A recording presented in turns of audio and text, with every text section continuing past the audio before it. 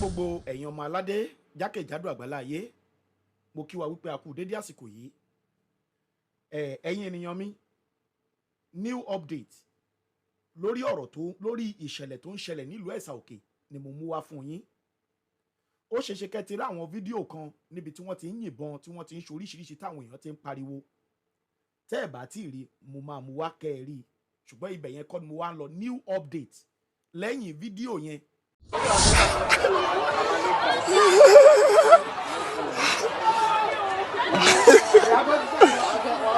Yago japa.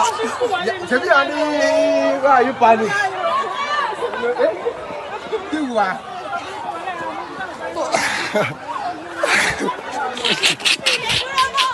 Yay! Yay! Yay! That's my boy here. Yay!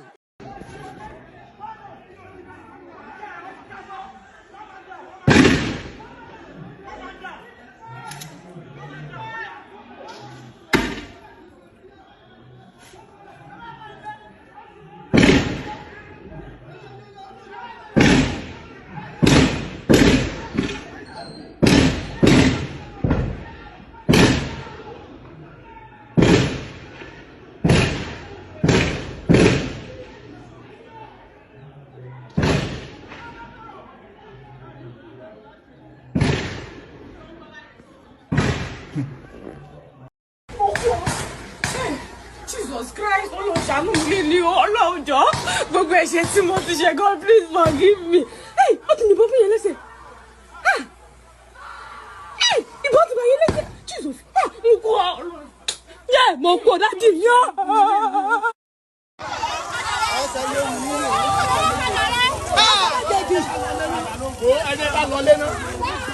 Mo jáde bẹ́ẹ̀bó mo jáde láyé mi.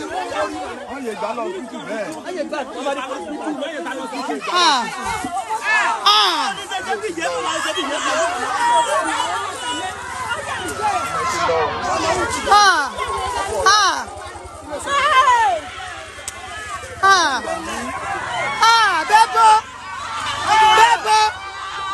Bẹ́ẹ̀bó mo jáde láyé mi lórí èrí bẹ́ẹ̀bó. Lẹ́yìn fídíò yẹn, brọ́dà wa kan jáde nílùú Ẹ̀sà Òkè torí láti ìgbà tí ìṣẹ̀lẹ̀ yẹn ti ṣẹlẹ̀ gbogbo àwọn òbí lọ́mọ pátá náà ti kọ́kàn sókè torí pé ó wáyé ní yunifásitì kan tí ń bẹ nílùú Ẹ̀sà Òkè ń bẹ tó jẹ́ pé àwọn student tó wà ní school wọ́n ń pariwo ìkan tí ẹ̀ ń tọrọ dáríjì ẹ̀ṣẹ̀ nù wọn tó lérò pé bí gbogbo ẹ̀ ṣe ọ̀tí yìí ó ṣeé ṣe kó mú ẹ̀mí òun dání lọ.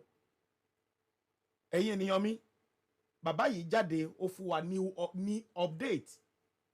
Mo dẹ̀ ń fẹ́ kó jẹ́ pé gbogbo ẹ̀yin òbí lọ́mọ lẹ máa rí fídíò yìí láti pé kí ẹ lè fọkàn balẹ̀ gẹ́gẹ́ bí arákùnrin náà ṣe sọ o. Tí mo dẹ̀ rí fídíò yẹn mo rí pé ọ̀pọ̀lọpọ̀ ogúnlọ́gọ̀ àwọn ènìyàn ni wọ́n ń dúpẹ́ tí wọ́n dẹ̀ tún sọ ọ́ ń bẹ̀ pé bó ṣe ń lọ náà nìyẹn. Ẹ̀yin ènìyàn mi, ẹ jọ̀ọ́ ẹ bá mi share fídíò yìí fún gbogbo àwọn ènìyàn tí wọ́n ti rí àwọn fídíò táwọn sísítà wa brọ́dà wa gbogbo tí wọ́n ti gbé jáde láti fi pe àkíyèsí ìjọba pé nǹkan báyìí ń ṣẹlẹ̀. Kódà lórí ìṣẹ̀lẹ̀ tá à ń sọ yìí a rí i pé wọ́n sọná sílé ọba, wọ́n jó mọ́tò ọba lórí ìṣẹ̀lẹ̀ yìí. Inú pálásì ti mí jò àti inú ilé àti mọ́tò náà fi náà sí. Kíkẹ́ ó jì lómi dùn ni o. Wàhálà yéé lè tán. Mọ́tò tuntun kó dé ẹsẹ̀ ra ní. Ok, yóò ẹsẹ̀ ra ní.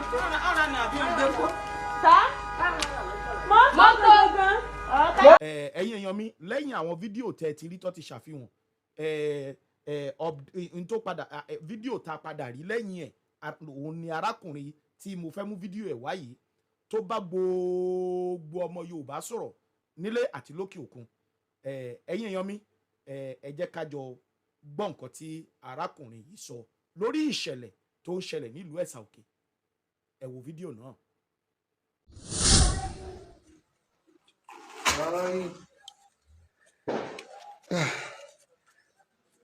All right, good afternoon, everyone. I intentionally come online in order to give us an update due to some information that I discover is going on the social media in Ẹ̀sà Òkè. That is going on the social media about what is going on in Ẹ̀sà Òkè. Please, everyone, especially the parents back at home, having children here studying, please don't panic. Yes, things are going on in the land, but by the grace of God, every children are at home. And everything that is happening is just over there in the town. So any information you see, maybe talking about, because I've saw some video now on the line, online, telling people that, okay, a particular person have died or so have died. Truly, things are going on in the main town. But every student, every Nigerian student back at home, they are safe and sound. Peradventure, as a mother or as a father, you're trying to reach out to your daughter. Please be at peace if you could not. They have not been, we've been having issue with lights in Esauke. So it's not because of any problem. Should you try your daughter's number and it's not going, or your son's number and it's not going through, don't be panicked. Please don't entertain any fear. All is well. Already now, we've heard that the soldiers are around, the armies, they are in the town. So everybody are at peace. So please don't just try to be calling them and be coming home, or you try to call the number and you could not pick the call. Everything is at rest. And this is to the student of Esauke again. I saw a video showing that somebody was matched on the head and maybe from the on his hand as well. I discovered from my analysis that video is not from Esauke. Please stop circulating that video. It's not the matter with Esauke.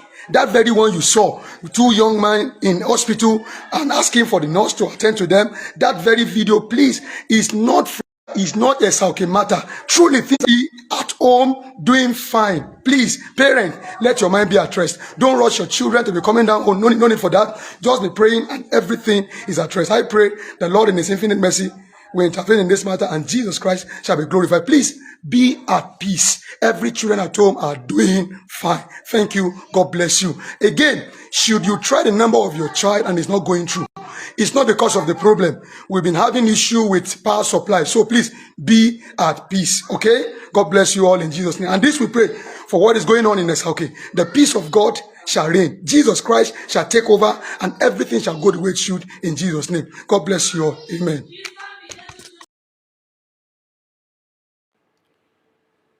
ẹ̀yin èèyàn mi, gbogbo wa náà láti gbọ́ nǹkan tí arákùnrin yìí sọ.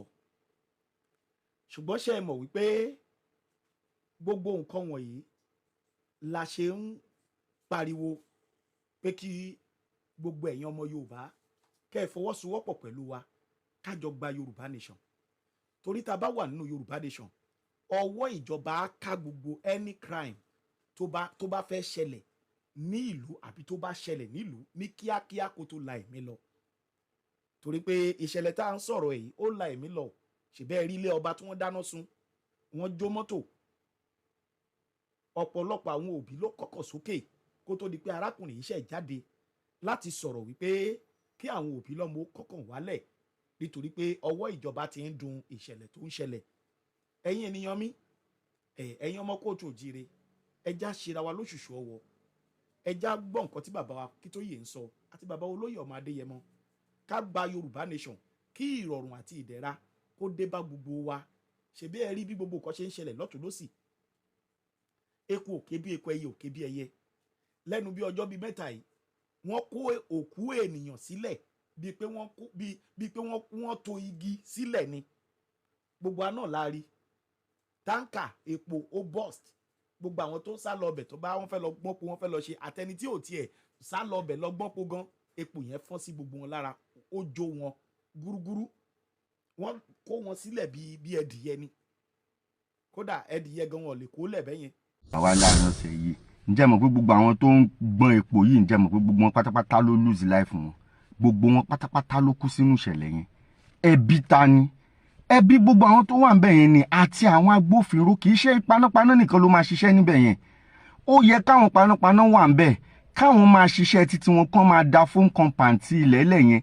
Kò yẹ kí mọ́tò kankan kọjá níbẹ̀ yẹn. Bí iṣẹ́ road safety ṣe wà ńbẹ̀, níṣẹ́ civil defence ṣe wà ńbẹ̀, níṣẹ́ ọlọ́pàá ṣe wà ńbẹ̀, iṣẹ́ sójà wà ńbẹ̀, iṣẹ́ panápaná ló wá gbé gbogbo ẹ̀rù. Ẹ̀yin èèyàn wa, ẹ jẹ́ ká ṣe jẹ́jẹ́ bí ìlú ṣe le tó. Ìyẹn ò ní pé tépo bá ti ń dànù kẹ́ wá máa gbọ́n epo. Torí pé ewu tó rọ̀ mọ́ ṣẹ́ ráwọn mọ́tò tó ń kọjá tẹ̀ ń wò lójú wòran yìí anytime ní spark lè ṣẹlẹ̀. Tẹ́ bá rí exhaust pipe àwọn mọ́tò yẹn, iná gidi ló ń gbé jáde. Kò yẹ kí mọ́tò kankan kọjá ní gbogbo ẹ̀gbẹ̀gbẹ̀ bẹ̀ yẹn. ó yẹ kí wọ́n close títì yẹn ni ní time tẹ́ ń wò yẹn. Tí ọkọ̀ bá ti dá epo nù sí irú bí tẹ́ ń wò yìí, ìgbésẹ̀ àkọ́kọ́ ni pé kẹ́ kọ́kọ́ close gbogbo area yẹn, kẹ́ kọ́kọ́ close ẹ̀. Nítorí pé bí epo yẹn ṣe ń ṣàn lọ, tó bá pẹ́ tó bá yá tó bá débì kan tí spark bá wà, iná yẹn á tọ́ padà wá síbi táǹkì ni. Explosion dẹ̀ máa ṣẹlẹ̀. Kò sí bí iná yẹn ṣe máa padà síbi táǹkì. Gbogbo àwọn tó ń gbé epo lọ́wọ́, kò sásìkò fún wọn láti sáré rárá. Kò sí àsìkò kankan fún wọn láti escape. Kódà tí wọ́n bá ń escape, iná yẹn máa tẹ̀lé wọn lọ ni. Ó jẹ́ nǹkan tó dùn mí gan ni. Mo rọ ẹ̀yin èèyàn wa ní ibikíbi tẹ́ bá ti rí pé ọkọ̀ epo ti dànù, ẹ jẹ́ ká gbìyànjú ká ṣe kọ́kọ́ close area yẹn ná, títí táwọn panápaná fi máa dé, títí tí wọ́n á fi wá dìkáǹtì epo yẹn. Bí igi níjọ́ wo la fẹ́ ṣe léyìí dà? Ojú ọ̀nà ò dáa, ó ń fa accident. Àwọn elépo tí wọ́n ń gbépo kiri nínú wọn náà máa ń ṣèkà. Ìmíì nínú wọn á gbé táǹkì epo yẹn á ti lọ ro epo yẹn fún company míì. Èyí tó kù kékeré tó kù akọ̀gbé àdẹ̀gbẹ́ ṣubú láàrin títì, àyàn á máa dànù, á tún fi yẹn ṣe jàǹbá. Ẹ̀yin èèyàn mi, ìlú Nàìjíríà fún ara ẹ̀, ìlú jàǹbá ni. Òun la fi ń pariwo pé kí oníkálukú wa ká fọwọ́sowọ́pọ̀ ká pín, kí ìlú yìí pín, kó oníkálukú máa bá tiẹ̀ lọ. Ẹ fọwọ́sowọ́pọ̀ pẹ̀lú wa, kí iná máa jó tó jẹ́ ìlú gidi, kó tó di pé àwọn èèyàn sun bẹ́ẹ̀ yẹn, panápaná á ti débẹ̀. Kó tó di pé ilé jó tán, panápaná á ti débẹ̀. Bí iná bá bọ́ sílé, ó máa jó gbogbo ẹ̀ dànù ni.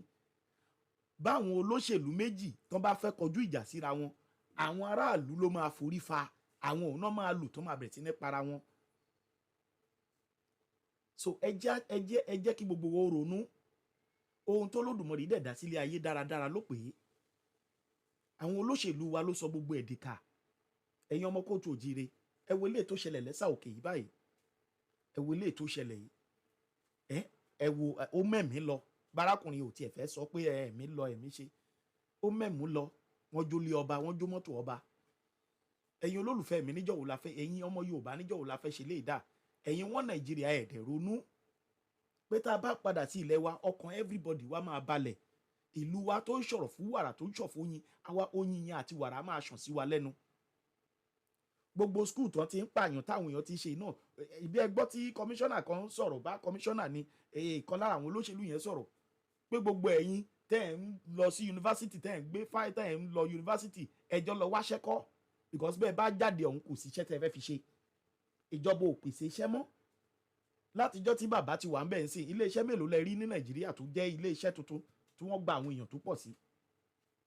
Ìlú yín, ilé iṣẹ́ mélòó ló wà nílùú yín gangan tó ti ń kàwé? So àwọn ará bí wọn ò ní ọjọ́ ọ̀la fún wa. Òun làwa yìí fi ń pariwo pé kẹ́ ẹ fọwọ́sowọ́pọ̀ pẹ̀lú wa, kájọ kúrò nínú gádígádá yìí, kájọ kúrò nínú ìyà tí ò ṣí, tí mo dẹ̀ mọ̀ pé lágbára Elédùmarè Ọlọ́run á gbé wa jáde. Ẹ̀yin èèyàn mi, ìgbọràn sọ jẹ̀bọ̀ ríru lọ. Àwa táwa lókè òkun, gbogbo wa náà la níṣẹ́ tá à ń ṣe. Even òkè òkun gan gbóná ń sìn. Ẹ wo iye deportation tó ń lọ lọ́wọ́lọ́wọ́ nílùú Amẹ́ríkà. Ẹ wo bọ́n ṣe ń deport àwọn èèyàn. Màá fún yín ní fídíò kan sìn tẹ́ ẹ máa rí, tẹ́ ẹ fi máa mọ̀ pé Nàìjíríà anywhere ni ìlú yẹn ti useless. Arábìnrin kan lọ sí Kenya, wọ́n delay ẹ̀ fún flight. Ẹni tó jẹ́ lára àwọn immigration ní airport ń bẹ̀ tún sọ fún wọn pé bá a ṣe ṣí ẹ̀yẹn gan ló dáa. Ìyẹn ń bínú ní pé president yẹn tó ẹ bá lẹ́nu. So you will provide a sanitary towel. You won't take. You come and take my phone.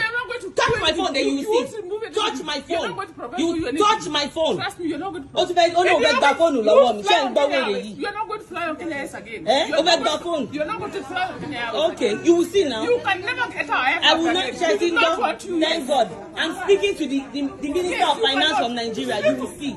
Call the president. Then, call the president of Nigeria. Okay, let's go on. Call the president. Call your president. Yes, we're waiting. Oh yeah, now. Call your president. See, call the president. You continue. Call the president. Continue. Yes, Yes, you will see. Continue. I want a hotel. I need sanitary towels. I'm not going to give you anything. You will give me food tonight. You're not giving you. Yes, okay. Oh yeah, now. You won't give you anything. Very wicked set of people. 17 hours layover. 17 hours. Act of wickedness. I have blood clot issues. Call your president. Call your president. Oh yeah, go see Call wala. anyone you want to call. Call your president. Wọ́n ti issue ticket mẹ́ta fún mi. Wọ́n ti issue ticket. Wọ́n ti issue boarding pass mẹ́ta. Wọ́n ti issue boarding pass mẹ́ta sí mi. You are not going to fly Kenya again. Go see wala. We don't want you. We don't want the problem, and I told you. Mo ti snap ẹ. Mo ti snap ẹ. Mo ti snap ẹ. Mo ti snap ẹ. Màá send ẹ sí yín sí. Very wicked set of people. Very wicked. You are wicked. You are very wicked. You are so Wicked. Continue. Mo send ẹ sí yín sí.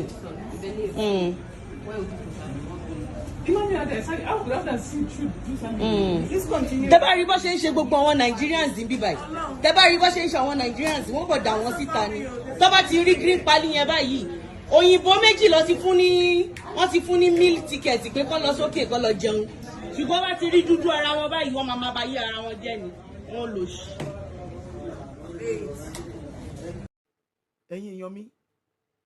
ẹ̀yin èèyàn mi níjọ́ wo la fẹ́ ṣe léèdà ẹ̀já fọwọ́sowọ́pọ̀ ká gba Yorùbá nation kọ́kọ́ gbogbo wa ó balẹ̀. ẹ̀yin èèyàn mi fídíò tí mo ní kí n sáré wá fún yín nìyẹn kẹ́yìn náà tún mọ bó ṣe ń lọ kẹ́ ẹ lè gba update ẹ ti rí bó ṣe lọ tẹ́lẹ̀ ẹ kẹ́ tún padà tún rí update bó ṣe lọ lọ́wọ́lọ́wọ́ ẹ̀já fọwọ́sowọ́pọ̀ o gbogbo nǹkan tẹ́yìn náà rí nínú fídíò yìí àti ilé ìta sọ èyí tẹ́ bá ní tó bá kàn yín gbọ̀ngbọ̀n bẹ́ẹ̀ ẹ bá fi sí abẹ́ comment section kí àwọn èèyàn wa kó tún lè kẹ́kọ̀ọ́ ẹ ṣé mo dúpẹ́ òwò ẹ̀yin èèyàn mi tó bá jẹ́ pé ìgbà àkọ́kọ́ rèé tí ẹ máa bá ètò wa yìí pàdé àbí ìkànnì wa yìí ẹ subscribe sórí ibi kẹ́yìn náà lè máa mọ bó ṣe ń lọ ní pàtàkì gbogbo nǹkan tó ń lọ ní ilẹ̀ Yorùbá àti lórí Yorùbá nation wa kẹ́ lè máa gba update ẹ ṣé mo dúpẹ́ òwò ẹ̀yin olólùfẹ́ mi ẹ bá mi subscribe kẹ́ dẹ̀ bá mi share fídíò yìí kó dọ́wọ́ gbogbo òbí lọ́mọ ní ilẹ̀ Yorùbá àti lókè òkun ẹ ṣé mo dúpẹ́ ó dàbọ̀ bye bye.